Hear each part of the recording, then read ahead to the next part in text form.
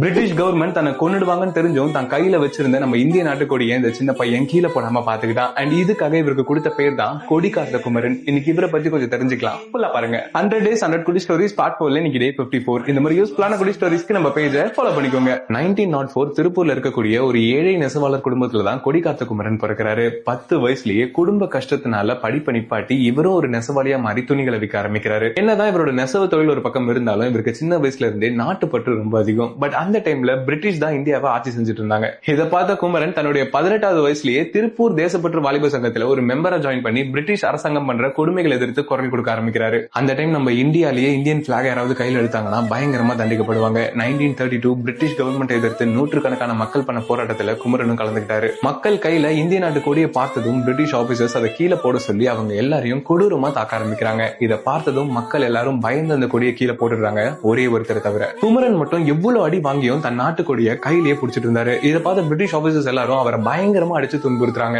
ஒரு கட்டத்துக்கு மேல வலி தாங்க முடியாம குமரன் இறந்து போறாரு. ஆனா அவருடைய கடைசி மூச்சு இருந்த வரைக்கும் தான் சாகர வரைக்கும் நம்ம நாட்டுக்கொடியை கீழே விழாம பாத்துக்கிட்டாராம். இப்ப புரியுதா எதுக்காக இவரை கொடி காத்த குமரன் சொல்றாங்கன்னு? அண்ட் இந்த மாதிரி பல பேர் சிந்தின ரத்தங்களாலையும் செஞ்ச தியாகங்களாலையும் தான் இன்னைக்கு நம்ம எல்லாரும் இந்த நாட்டுல சுதந்திரமா வாழ்ந்து வரோம். இன்ஸ்பைரிங்ல இந்த ஸ்டோரியை உங்க ஃப்ரெண்ட்ஸ்க்கும் ஷேர் பண்ணுங்க, அவங்களும் தெரிஞ்சுப்பாங்க.